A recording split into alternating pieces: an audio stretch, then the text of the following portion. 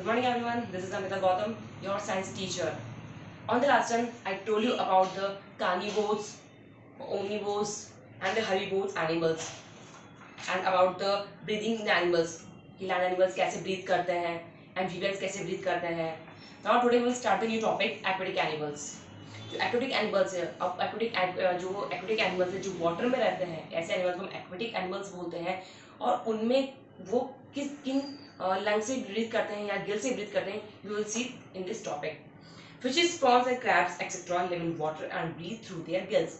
जो फिशेज हैं, प्रॉन्स हैं, जो क्रैब्स हैं, वो ये सब वाटर में रहते हैं. They live in water and they breathe through gills. और वो अपने गिल्स जो होते हैं उनसे ब्रीथ करते हैं, उनसे सांस लेते हैं. During this process, the oxygen dissolved in water is absorbed and the carbon dioxide from the blood is released into the water. जब ये ब्रीथिंग का प्रोसेस चलता है वाटर, तब वाटर में क्या होता है, वाटर H2, वाटर को हम H2O बोलते हैं. H2O इट मीन्स कि वाटर में जो ऑक्सीजन होती है, फिशेस क्या करती है, उस ऑक्सीजन को एब्जॉर्ब कर लेती है और जो कार्बन डाइऑक्साइड होती है वो ब्लड के थ्रू रिलीज करती है वाटर में.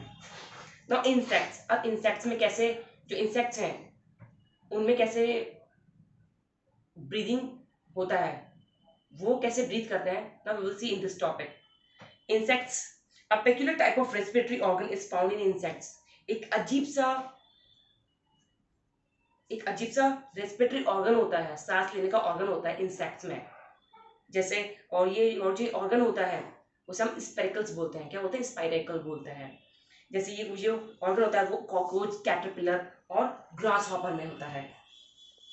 These spiracles lead to a number of air tubes which form a network that allows air to reach every tissue in the body of the insect. ये जो spiracles होते हैं वो क्या होते हैं, होल्स होते हैं. इंसेक्ट की बॉडी पे बहुत सारे होल्स होते हैं, एयर वाले होल्स होते हैं जिनसे वो एयर लेते हैं ताकि वो उस एयर को लेकर अपनी बॉडी के हर टिश्यू तक पहुंचा सके. और यू कैन से जो स्पेरिकल्स होते हैं नंबर टाइप, बहुत सारी एयर ट्यूब्स होती हैं. जो इंसेक्ट होता है उसकी बॉडी पर बहुत सारी एयर ट्यूब्स होती हैं जो एक नेटवर्क फॉर्म बनाती है, एक नेटवर्क फॉर्म करती है जिससे कि जो एयर है वो उस इंसेक्ट की पूरी बॉडी तक या बॉडी के हर टिश्यू तक पहुंच सके. Now movement in animals. अब एनिमल्स में जो डिफरेंट टाइप्स के एनिमल्स होते हैं तो उनमें जो मूवमेंट्स होते हैं वो भी डिफरेंट ही होंगे. Now movement in animals. Number 1, movement in insects, movement in water animals, movement in aerial animals and movement in land animals. तो इन एनिमल्स में कैसे मूवमेंट होता है, now we will see this thing. Movements in insects. अब insects में कैसे movement होता है. All insects have 6 legs. कोई सा भी इंसेक्ट हो उन सब में 6 लेग्स होते हैं which are used for movement, जो अपने मूवमेंट के लिए उन 6 लेग्स को यूज करते हैं. Insects like ant and cockroach crawl on their legs. जो इंसेक्ट्स हैं जैसे आंट है, कॉकरोच है, वो अपने लेग से क्या करते हैं, क्राउल करते हैं, रेंगते हैं, चलते हैं. Water insects like the water boatman use their legs as oars to paddle and swim. और जो वाटर वाले इंसेक्ट्स होते हैं जैसे कि वो बिल्कुल वाटर बोटमैन की तरह क्या करते हैं, अपने लेग्स को यूज करते हैं स्विम करने के लिए, पैडल मारते हुए. और क्या होता है, चप्पू जिसे हम कहते हैं ना, जब हम नाव चलती है तो वो चप्पू घुमाते हैं ऐसे ऐसे करके, वो चप्पू, उसको ही हम ओर्स बोलते हैं. तो जो वाटर इंसेक्ट्स होते हैं वो बिल्कुल क्या करते हैं, अपने लेग्स को ओर की तरफ चलाते हैं और स्विम करते हैं. ग्रासहॉपर्स and stick insects use their long hind limbs for hopping. जो ग्रासहॉपर्स है और जो इंसेक्ट है जो बिल्कुल चिपक जाते हैं, स्टिक हो जाते हैं, वो अपने हिंड लिम्स यूज करते हैं उछलने कूदने के लिए, हॉपिंग करने के लिए. हिंड लिम्स मतलब जो पीछे वाले लेग्स होते हैं उन्हें हम हिंड लिम्स बोलते हैं. ना मूवमेंट इन वाटर एनिमल्स. अब वाटर एनिमल्स में कैसे मूवमेंट होता है. All water animals swim by paddling and pushing back the water. जो जितने भी वाटर एनिमल्स होते हैं वो पैडल करते हुए और वाटर को पीछे पुश करते हुए, पीछे फेंकते हुए स्विम करते हैं. Different animals use different organs for swimming. अलग अलग टाइप के जो एनिमल्स होते हैं वो अलग अलग ऑर्गन यूज करते हैं स्विमिंग करने के लिए. Fishes have fins for swimming. जो फिशेज हैं वो फिन्स यूज करती है स्विमिंग करने के लिए, स्विम करने के लिए. A pair of fins help them to keep their balance and tail fins help to change direction. जो फिश के जो पेयर फिन्स होते हैं, फिन वाले जो पेयर ऑफ फिन्स होते हैं वो क्या करते हैं, स्विम करने में क्या करते हैं, बैलेंस बनाए रखते हैं, और जो उसकी टेल फिन होती है वो डायरेक्शन चेंज करने के लिए यूज करती है या हेल्प करती है। Frogs use their webbed feet to swim, जो फ्रॉग्स है उनकी जो वेब्ड फीट है वो स्विम करने के लिए यूज करते हैं। When on land, they jump with the help of their long hind legs. जब frogs water में होते हैं तो वो webbed feet यूज करते हैं स्विम करने के लिए, लेकिन जब frogs लैंड पर होते हैं तो वो अपने लॉन्ग हिंड लेग्स मतलब पीछे वाले जो लेग्स होते हैं उसे यूज करते हैं जंप करने के लिए when they are on land. Now movement in aerial animals. अब aerial animals क्या होते हैं? Aerial animals means जो birds वगैरह होती हैं उनमें कैसा मूवमेंट होता है, we'll see in this topic. Birds fly with their wings, जो बर्ड्स हैं वो अपने विंग से फ्लाई करती है, which are actually their four limbs, और वही एक्चुअली जो विंग्स होते हैं बर्ड्स के वही उनके लिए क्या है, फोर लिम्स मतलब हाथ पैर, उनके हाथ होते हैं वो एक तरह से। Wings have feathers and are attached to the breast bone of birds, जो विंग्स होते हैं वो विंग्स हैव फेदर्स, जो विंग्स है उसमें फेदर्स होते हैं, और वो जो बर्ड्स की ब्रेस्ट बोन होती है उससे अटैच रहते हैं। Bones of birds are hollow which makes their bodies light and their streamlined body makes it easy for them to fly high in the air. जो बर्ड्स होती है, बर्ड्स की जो बोन्स है वो होलो होती है। होलो मतलब जो अंदर से खोखली होती है, अंदर उसकी स्पेस होती है, उसे हम होलो बोलते हैं। जो उनकी बॉडी क्या बनाती है, लाइट बनाती है, हल्का बनाती है, और वो बहुत ही इजी वे में क्या करती है, ऊंची उड़ान भरती है, ऊंचे तो ऊंचा उड़ सकती है। Some birds have large bodies but poorly developed wings, like ostrich, emu and kiwi. कुछ बर्ड्स ऐसी होती हैं जो बहुत बड़ी होती है, उनके विंग्स होते हैं बट वो पुअरली डेवलप्ड होते हैं, मतलब जैसे और बर्ड्स मतलब और जो जैसे और बर्ड्स हैं वो फ्लाई कर सकती हैं, वैसे वो फ्लाई नहीं कर पाती क्योंकि उनके जो विंग्स है वो पुअरली डेवलप्ड होते हैं। जैसे कि इमू है, ऑस्ट्रिच है, कीवी है, इनके विंग्स जरूर होते हैं but they can't fly like other birds. Now movement in land animals. अब land animals में कैसे movement होता है?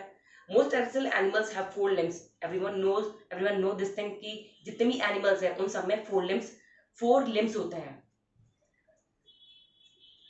The two limbs in the front are called forelimbs. जो आगे वाले जो two limbs होते हैं वो forelimbs होते हैं.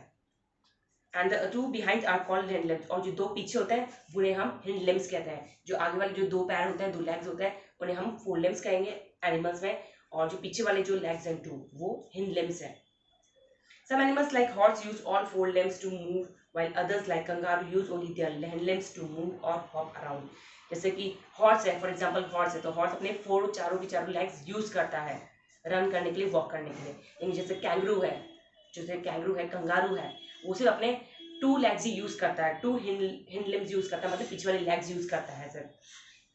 Crocodiles, lizards, tortoises and turtles have short limbs that help them to crawl. जो crocodiles हैं, lizards हैं, tortoises हैं, turtles हैं, ये क्या करते हैं, short limbs use करते हैं crawl करने के लिए। और plates which are present on the underside of their body, snakes are limbless reptile. जो snakes है वो limbless reptile है, जो snake है वो एक तरह का reptile है, limbless मतलब जिसके पैर वैर कुछ नहीं होते, वो उसकी बॉडी पे स्केल्स होते हैं जिसकी वजह से वो क्या करता है, क्राउल करता जाता है, रेंगता जाता है, खिसकता जाता है वो। Now migration in animals. अब एनिमल्स में माइग्रेशन कैसे होता है? माइग्रेशन मतलब कुछ एनिमल्स ऐसे होते हैं जो ईयरली लॉन्ग डिस्टेंस से क्या करते हैं, मूव करते हैं। They move from one place to another. Some animals move long distances at certain times of the year. They travel in large groups. कुछ एनिमल्स ऐसे होते हैं जो ईयरली लॉन्ग डिस्टेंस क्या करते हैं, कवर करते हैं, लॉन्ग डिस्टेंस तक चलते रहते हैं, और जो ट्रैवल करते हैं इस तरह के जो एनिमल्स होते हैं वो ग्रुप्स में ही ट्रैवल करते हैं। This mass movement of animals from one place to another is known as migration. जो इस तरह का जो मास मूवमेंट होता है एनिमल्स में, जो एक प्लेस से दूसरी प्लेस पे चले जाते हैं, उसे हम क्या बोलते हैं, माइग्रेशन बोलते हैं। What we say, migration. Animals migrate to escape harsh weather in search of food and shelter. जो इस तरह के एनिमल्स होते हैं वो इसलिए माइग्रेट करते हैं क्योंकि जो हार्श वेदर है, वहाँ का जो वेदर है, या कभी जैसे फूड की खोज में, in the search of food, या फिर शेल्टर के लिए, या फिर जहाँ पर मान लो कोई अच्छा ब्रीडिंग ग्राउंड है, जहाँ पर उनके जो यंग वंस हैं, जो उनके बच्चे हैं, सेफ रह सकें, या वो सेफली अपने बच्चों को जन्म दे सकें, they can give birth to young ones very safely. इसलिए भी वो इस तरह के जो एनिमल्स हैं वो माइग्रेट करते हैं इन चीज़ों के लिए। Some birds like the Siberian crane and the greater flamingo visit India every winter. जैसे कुछ बर्ड्स ऐसी होती हैं जैसे कि साइबेरियन क्रेन है और जो ग्रेटर फ्लेमिंगो है, ये हर साल एवरी ईयर विजिट करती India. Migration is common in birds. जो माइग्रेशन है मतलब एक जगह से दूसरी जगह पे जाना शेल्टर के लिए या फूड के लिए, in the search of food और द शेल्टर और the for the breeding ground, या फिर हार्श वेदर है तो उस वजह से कहीं और जाना, किसी और वेदर में जाना, किसी और प्लेस की वेदर में जाना। ये क्या है, बर्ड्स में कॉमन है, मतलब ये होता रहता है।